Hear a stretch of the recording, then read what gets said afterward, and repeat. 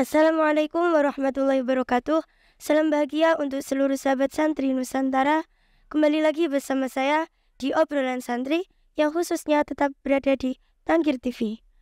Pemirsa, kali ini kita akan mengobrol santai dengan dua sahabat spesial kita, di mana di samping saya ada Mbak Iva Nurul Hidayah dari Tuban. Terus di sampingnya lagi ada Mbak Siti Lailatul Zakiyah dari Tuban juga.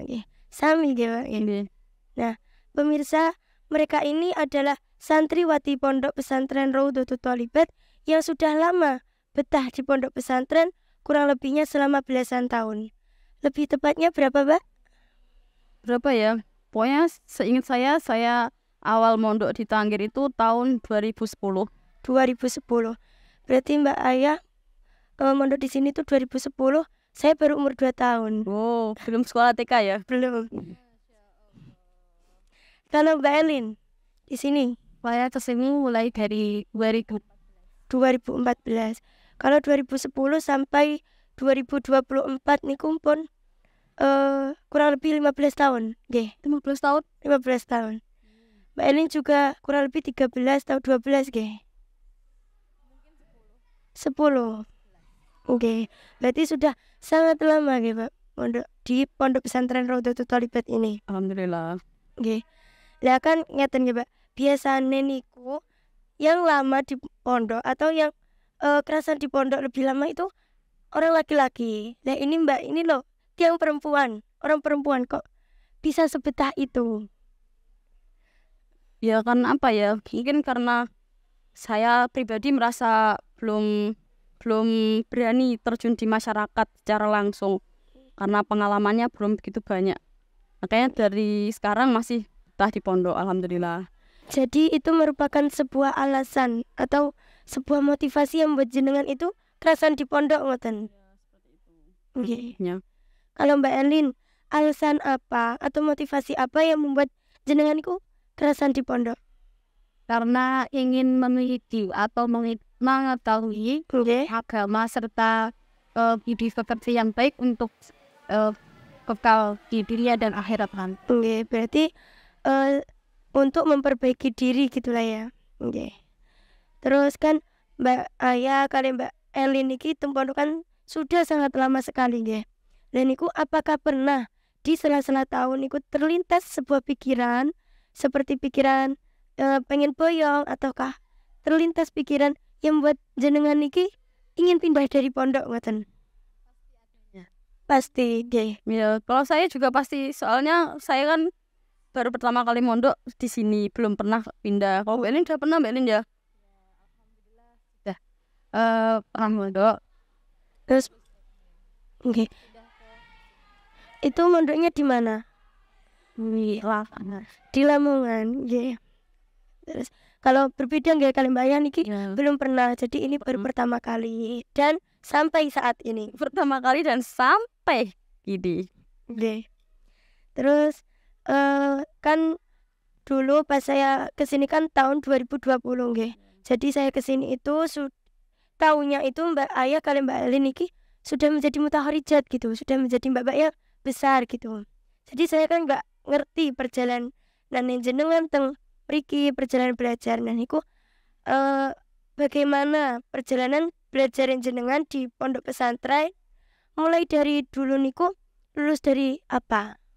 Kalau saya mondok di Tangkir lulus dari SD. Lulus dari SD. Ya, dari SD. Nggih sami kula nggih SD. Iya SD ya. Soalnya di sekolah dereng wonten MI niku. Nggih sami ngoten. Nggih. Kalau Mbak Elin mulai awal mondok saya dari RU. Nggih. Mondok ke Lamongan. LTSC teng Lamongan. Kecamatan melanjutkan ke sini. Nggih. BS ke Pondok Tangkir. Oh nggih. Berarti kalau Mbak Elin lulus dari MTS, kalau Mbak Ayah dari SD ngoten. Lah itu apakah dulu sebelum kesini niku sudah ikut seperti dinia atau sudah pernah mengkaji kitab-kitab gitu? Belum pernah ya, dulu di TPQ saya itu hanya ada TPQ dan kitab yang pernah saya pelajari itu hanya kitab Aqidatul Awam, belum paham yang ada nahwu sorofnya itu. Jadi benar-benar masih nol Oke. pengalaman untuk Oke. masalah kitab. Oke. Terus kan sudah mondok di sini, terus baru masuk niku langsung naik ke tingkatan atas diniyahnya ini maksudnya. Kayak kan di sini wonten nggih diniyah Madrasah Miftahul Hidayah niku jenengan niku langsung naik ke tingkatan atas meloncat atau mulai dari bawah? Nggih. Alhamdulillah setelah saya mengikuti tes dulu saat 2014 itu aku mengikuti kelas 2 Sanawi loncat. 2 sanawi langsung. Oke. Oke. Kalau Mbak ya? Kalau saya dulu mondok ini zamannya masih sekolah paling bawah itu kelasnya namanya SP. Jadi Oke. belum ada kelas kayak sekarang ini ya, ada kelas 4, 5, 6. Kalau saya SP baru kelas 1 Sanawi gitu. Oke. Berarti memang dari zaman 2010 sampai tahun saya Mbak 2020 itu memang sudah jauh berbeda. Ya, Saya dulu di sini tuh mulai kelas 5 ibtidak. kelas 5. Oke. Kalau SP dulu kan diibaratkan kelas 6 gitu. Oh, oke. Berarti lebih rendah saya nggih. Ya, Penendaan lo ya. Oke. Kan setelah lulus dari Madrasah Miftahul Huda, jenengan iki kan mboten langsung boyong nggih. Masih tetap di sini sampai sekarang. Nah, selama itu setelah dari lulus tadi, hal apa yang jenengan lakukan di sini? Ya, terus mriki niku selama lulus dari MFH haruskan atau diwajibkan adanya pengabdian. Oh, oke. Pengabdian tersebut ada yang di pondok dan ada yang di Dalam dalam. Oke. Kalau di pondok itu seperti ikut dados pengurus pondok, Oke. terus ngurusi pondok. Dan alhamdulillah kula saged nderek rewang teng dalem iku. Oh. Nggih, berarti pengabdian niku mboten mung teng dalem mawon nggih. Nggih wonten pengabdian teng pondok ngoten. Nggih. Terus kalau Mbak Ayah? kalau saya itu dari kelas 1 Sanawi itu sudah ikut di dalam, sudah rewang di dalam sampai testing, sampai tahun pertama pengabdian saya masih di dalam. Terus tahun kedua saya baru pindah di pondok. Pesantren. Ya, Oke. kan dulunya mukimnya di dalam, terus sekarang mukimnya di pondok gitu. Jenengan iki pun hebat deh. Sangat hebat sekali nggih, Mbak nggih. Anak sekecil itu berkelahi dengan dapur.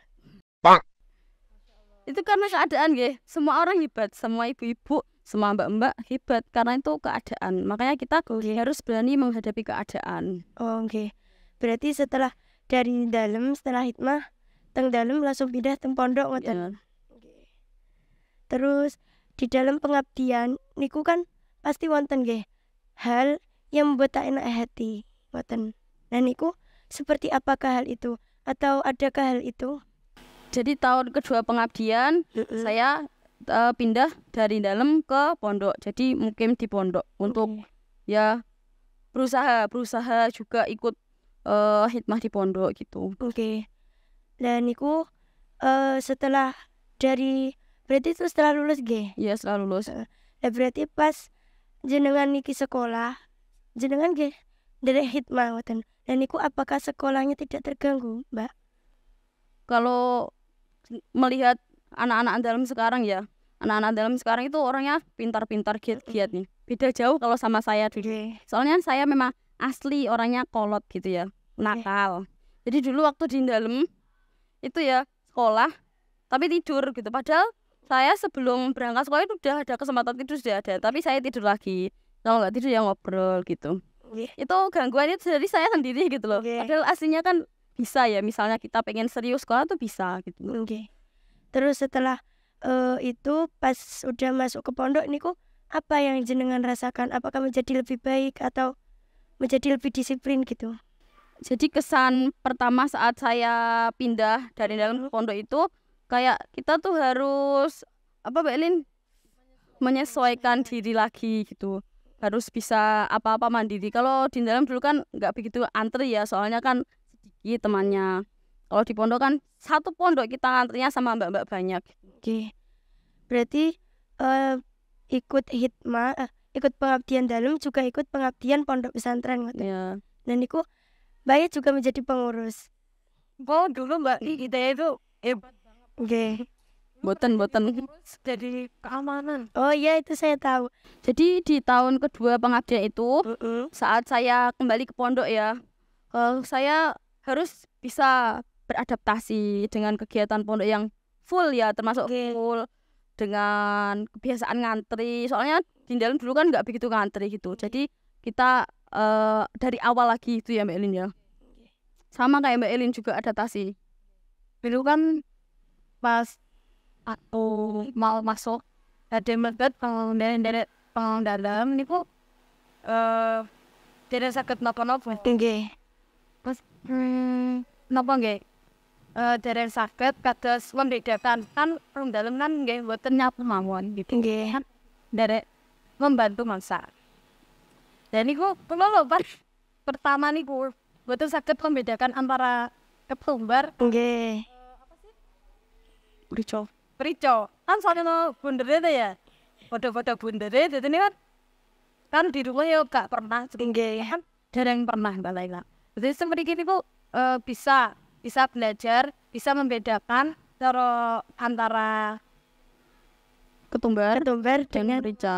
rica. Soalnya keumuman anak pondok kan kalau pulang ke rumah tuh sukanya hepenan ya, hepenan, rebahan, jalan-jalan keluar, janjian sama temennya. Nggak pernah tuh kita kayak merasa pengen membantu orang tua.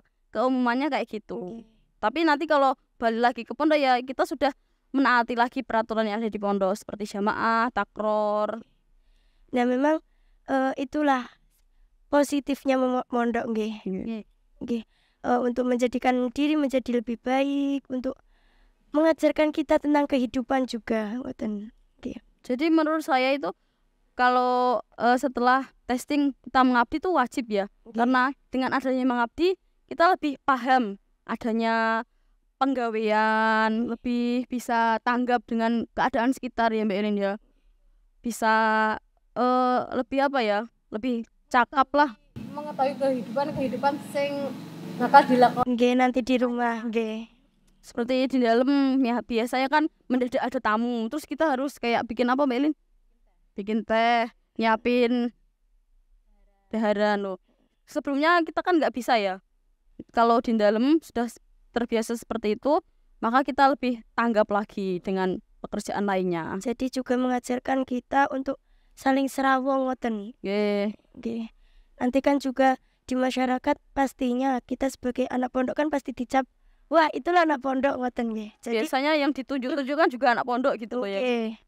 Apa-apa anak pondok, ngoten nggih. Nggih. Terus selama mondok kan Mbak Ayah kali Mbak Erin kan sangat lama nggih dibandingkan saya nih kan baru 5 tahun, 6 tahun nggih. Dan niku pasti wonten hal yang membuat sumpek, ngoten loh.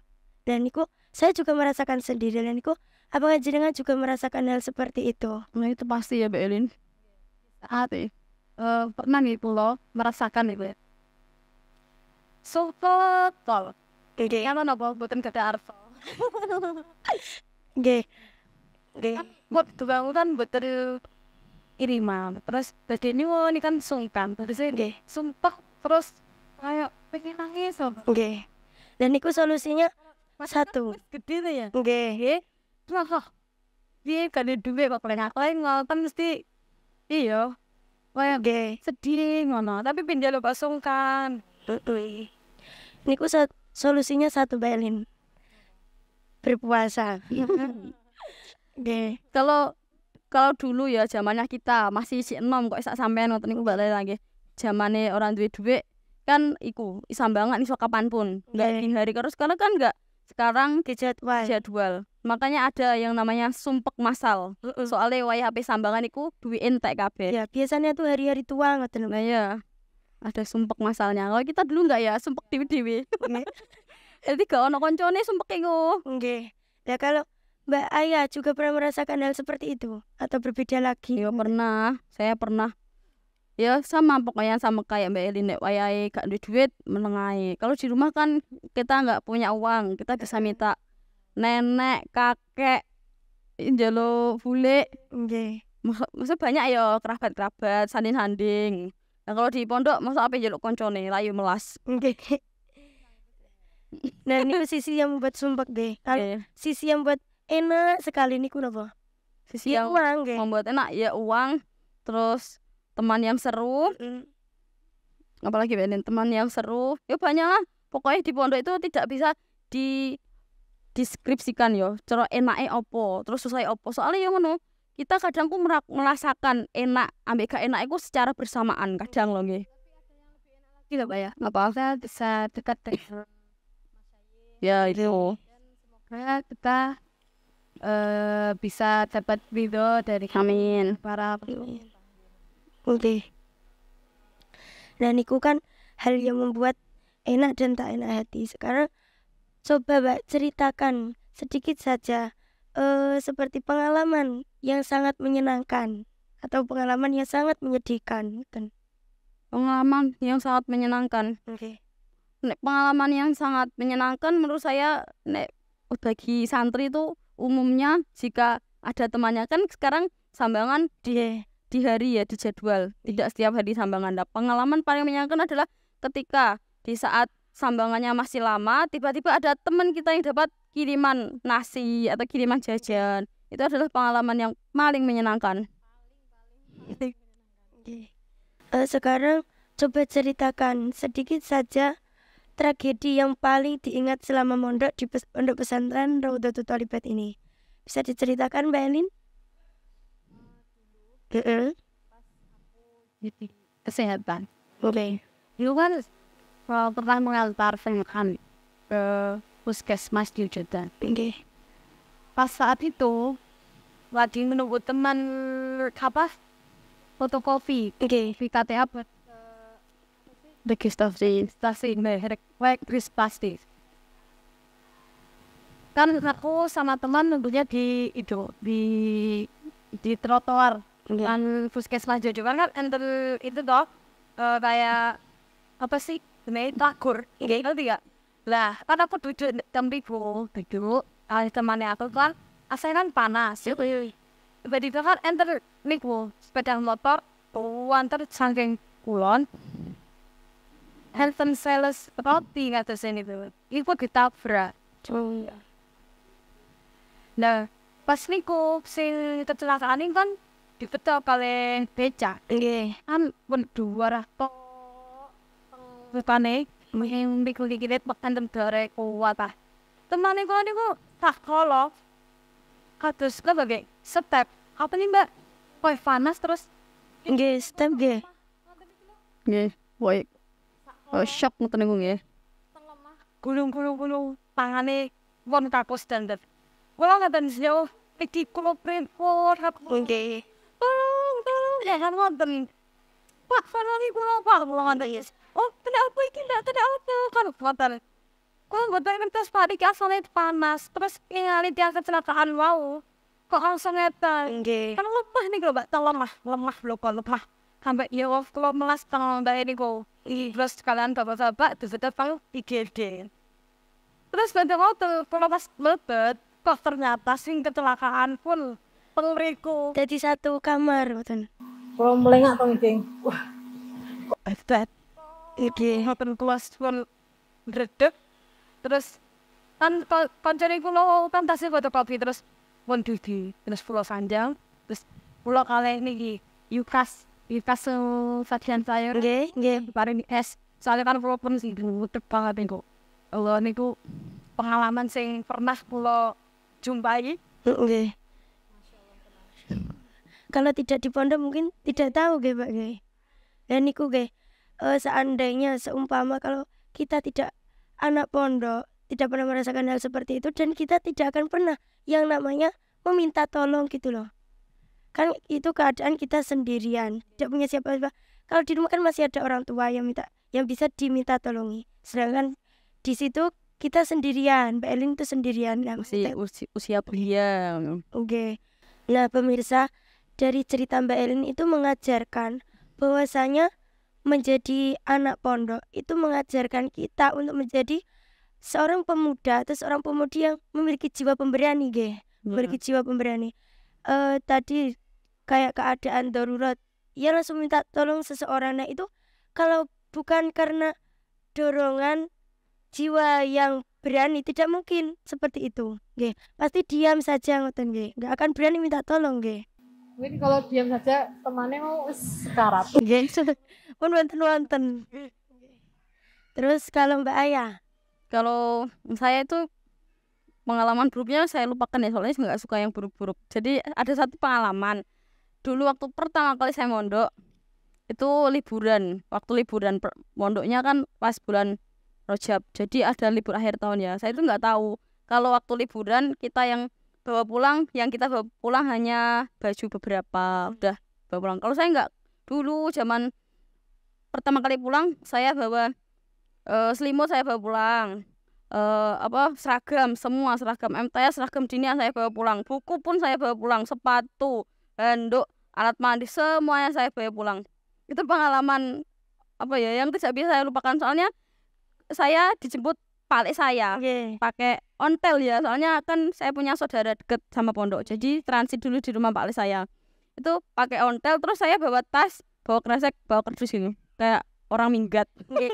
Berarti lah tetangga-tetangga mengira kalau Mbak Ayah sudah boyong. Ya kayak orang boyongan gitu. Nggih. Nah, itu sangat menyenangkan ngoten. Iya, menyenangkan. Lucu nggih, lucu. Kan ngeten nggih, Mbak Ayah kalian Mbak Elin. Jenengan mondok teng mriki niki ajengi selamanya napa mantuk? Pastinya kita harus pulang dulu. Kita kan punya rumah. Nggih, kan selama-lamanya di pondok masih lama di rumah nggih. Iya. Nggih. Nah, pasti nanti juga akan boyong, tidak mungkin menetap nggih di sini. Dan niku nanti kalau sudah boyong dari pondok pesantren Rodotul Tholibat ini, di rumah mau apa? Menurut saya insya Allah setelah kami kuliah, kalau bisa sebisa mungkin Nggih. kita mengamalkan ilmu yang kita dapat dari pondok untuk melatih ke masyarakat, Nggih. dan semoga bermanfaat ilmunya. Nggih. Apa yang didapatkan di pondok diamalkan di rumah ngoten nggih. kayak semisal kita kadang kalau zaman mondoknya menjadi orang yang pemalu ya. Nah, tapi nanti kalau kita sudah berada di masyarakat, kita nggak boleh menjadi malu. Kita harus berani karena kita adalah anak pesantren yang dididik untuk berani gitu. Nah, saya juga pernah seperti dingendikani ngoten lho. Wonten guru sing ngendikan ngeten. Mangke nek wangsul niku nek sakit nggih lambe luweh. Lambe lebih. Dalam artian kan banyak bicara ngoten lho. Berarti kan serawungan. Kayak secara dalam artian baik ya. Oke, sering nggih ngoten lho. Ketemu orang nggih menyapa ngoten lho. Dan niku kalau Mbak Ayah nanti kalau di rumah nggih sami ngoten. Kami ingin bermanfaat ilmunya, bisa pokoknya ya kita harus mau apa yang sudah kita pelajari di pondok harus kita terapkan di rumah. Seperti mengajar ngoten nggih. Mengajar, nggih, pasti itu harus. Nggih. Memang mengajar itu kalau bagi kita santri itu bukan cita-cita, tapi memang suatu kewajiban. Ya. Nggih. Terus nanti kalau di rumah mau menjadi apa? Kalau itu belum kepikiran Mbak En ya, karena kita masih di pondok ya. Belum bisa menyesuaikan. Misal kayak awal dewe ning mama, kok ana apa ya harus dilakoni. Nggih. Tidak bisane apa ya dilakoni, kisane ngono ya. Kan nggak tahu tiba-tiba nanti Mbak Elin punya rumah makan, soalnya pengalaman bisa masak. Nggih. Kalau saya bisa bangun TK atau MI. Nggih. Amin. Amin. Nah niku suatu cita-cita nggih niku. Ya. Nggih. Amin. Amin. Insyaallah. Terus nah nanti setelah boyong apa yang jenengan lakukan untuk menyambung silaturahmi terhadap pondok pesantren dan juga para masyayikh? Nah, itu adalah bab yang harus dipikirkan dari sebelum kita Boyong, nggih. harus ya, karena kita adalah santri. Orang tua kita adalah masyayikh. Maka kalau saya pinginnya itu harus menyempatkan waktu untuk datang ke pondok untuk sowan. Jadi jangan sampai di dalam 1 tahun itu kita tidak pernah datang sowan. Kita harus menyempatkan waktu seperti ini ya. Jangan sampai seperti kacang lupa kulit ngoten. Iya. Entah itu 1 kali, misal kalau kan kita nggak tahu ya nanti kita bakal menetap di mana, kan nggak tahu. Jadi pokoknya sebisa mungkin Jarak.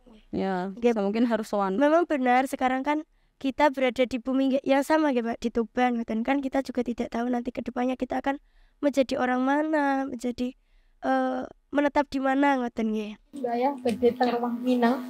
Jauh sekali itu. Jauhan. Nggih. Ya semoga nanti nggih setelah boyong nggih, semoga itu semua terwujud ngoten. Amin. Kita harus tetap menjalin silaturahmi dan mempererat ukhuwah dengan semua alumni. Oke. Yang terakhir, kesan dan pesan untuk seluruh sahabat santri Nusantara. Untuk sahabat santri, carilah ilmu sebanyak-banyak mungkin di pesantren, karena disitulah banyak ilmu yang insya Allah bermanfaat bagi hidup kita. Oke. Soalnya beda ya, ilmu di pesantren dengan ilmu di rumah itu beda. Karena di pesantren banyak sekali pelajaran yang nantinya akan kita bawa di masa depan, di rumah, di masyarakat, dimanapun. Karena di pesantren diajarkan mengantri, bersabar, dan lain-lain. Makanya harus mondok. Oke. Orang itu harus mondok. Jadi memang di pondok pesantren itu bukan hanya diajar mengaji saja, tapi juga diajar mengenai tentang kehidupan. Nah pemirsa, demikianlah tadi obrolan kita mengenai tentang pengalaman santriwati dari pondok pesantren Raudhatul Tholibat, yang mana semoga bisa kita ambil hikmahnya mengenai tentang bagaimana sih mondok itu dan apa yang didapat ketika kita sedang mondok. Nggih, Mbak Ayah nggih. Nggih. Terus ucapan terima kasih untuk Mbak Ayah kali Mbak Elin, Mbak Iva Nurul Hidayah, dan Mbak Siti Lailiatus Zakiyah. Terima kasih atas waktunya, dan semoga obrolan kita kali ini bisa bermanfaat bagi nusa bangsa dan pemirsa khususnya. Sekian dari saya. Wassalamualaikum warahmatullahi wabarakatuh.